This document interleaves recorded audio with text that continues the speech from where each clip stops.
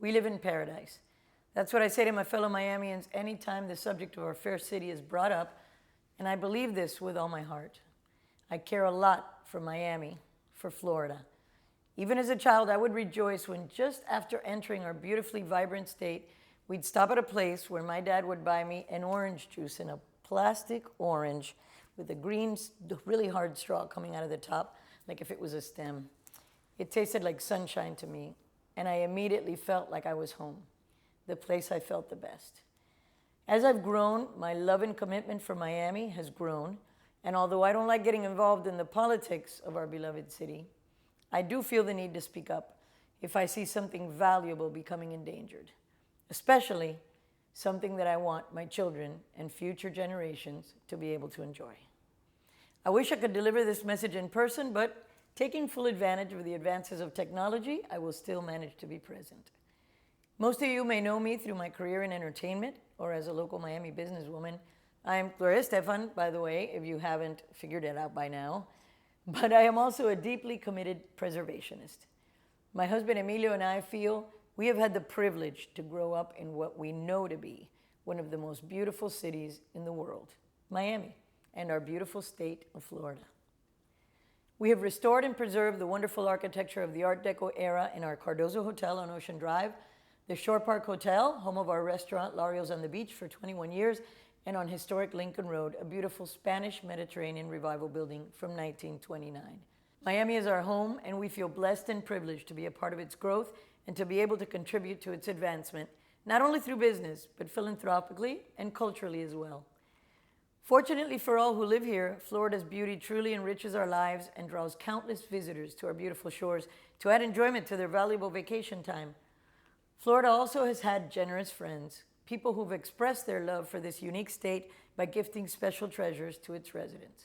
That is why I want to take a moment to talk to you about the Miami Marine Stadium. The Matheson family gave to the state for public use lands around Key Biscayne and Virginia Key. In 1963, a parcel was deeded down through the county to the city for the stipulated use as a marine stadium. To quote the actual deed, "This deed of conveyance is made upon the express condition that the land hereby conveyed shall be perpetually used and maintained for the operation of a marine stadium and allied purposes only. And in the event the use of said land for such purposes shall be abandoned, then and in such event the title of said land shall revert to the grantor herein." Those grantors, the Mathesons, had a very specific purpose in mind for their generous gift, which is the reason that the Miami Marine Stadium was built in the first place. And when in 2008 a plan was unveiled to demolish the stadium, it unleashed a wave of distress and a call to action among people who not only love our city, but understand the importance of saving this gem for generations to come. In response, the non-for-profit, grassroots-based organization Friends of Miami Marine Stadium was founded to save and restore the Miami Marine Stadium, which was built in 1963 and shuttered in 1992. On July 22, 2010, the Friends of Miami Marine Stadium, after following all the legal and governmental guidelines, and in conjunction with over 30 community organizations, such as the Virginia Key Beach Trust, the Tropical Audubon Society, Miami Neighborhoods United, and the Sierra Club, to name only a few, presented to the Miami City Commission the first and only feasible plan offered in 20 years for the restoration and operation of this property. This comprehensive plan was approved by the Miami City Commission that same day. The city then created the Miami Marine Stadium Steering Committee, a blue ribbon task force charged with the task of looking at all the pertinent issues and asked to establish what were to be the boundaries of the property for the stadium, its basin, and the surrounding land. This plan, which has been unanimously approved by the steering committee created by the city, will be presented to the Miami City Commission today. The Friends of Miami Marine Stadium has been the only entity to devise a plan to save this jewel in our midst, and to do so via pro bono work and a fundraising effort that will come from the private sector and not divert any valuable city funds. In addition, an endowment fund of at least $7 million would be established for repairs and maintenance of the facility once it is operating, and any funds made from commercial ventures, such as the Maritime Center, would first have to be used to contribute to the maintenance and running of the Marine Stadium. The Miami City Commission can feel confident that their approval would be in compliance with the City of Miami's original charter, since Section 29D refers specifically to the situation before you: city-owned waterfront property, leases with nonprofit organizations, which this would be, authorization to waive competitive bidding and referendum requirements and the terms of the lease. And it states, the City Commission is authorized to waive all competitive bidding and referendum requirements when entering into a lease or extending an existing lease with a nonprofit, non-commercial, water-dependent organization which provides to seek or provide marine recreational service and or activities to the community at any city-owned waterfront property, provided all of the following conditions are met. And these are, the terms of the lease allow reasonable public access to the water and reasonable public use of the property and complies with all waterfront setback and view corridor requirements set forth in the charter and code. Of course, Miami Marine Stadium would open that fence that is now blocking the public. The use is authorized under then existing comprehensive plan of the city. Cities approve the plan. And the terms of the lease require that the property be used for public purposes only.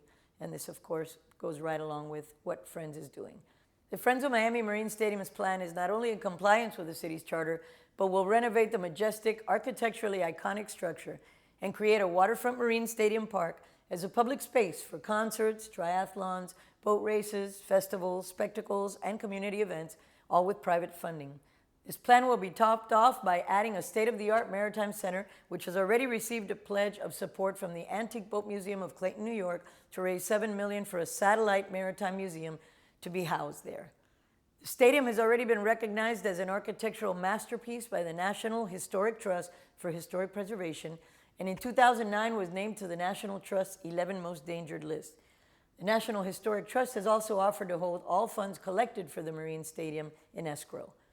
In 2009, the World's Monument Fund, the foremost organization worldwide devoted to the preservation of architectural and cultural sites, named the Miami Marine Stadium to its 2010 watch list, along with places such as Machu Picchu, the City of Old Jerusalem, and Gaudi's La Sagrada Familia in Barcelona.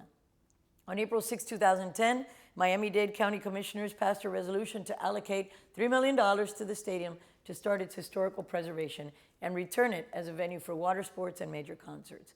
And I already received a call from our friend and fellow Florida lover, the inimitable Jimmy Buffett, pledging his support as well. Despite more than 20 years of vandalism and neglect, the 6,500-seat stadium, built of poured-in-place concrete, is structurally sound and is considered an engineering marvel, now studied internationally. Today, we hope that you, the Miami City Commission, will give approval to the proposed site plan so that, armed with your approval and I hope your excitement, our fundraising efforts can begin in earnest and we can soon enjoy a Miami Marine Stadium that our city can be proud of and that will offer enjoyment to the residents of our beautiful city, drawing even more visitors to our paradise. Thank you for listening.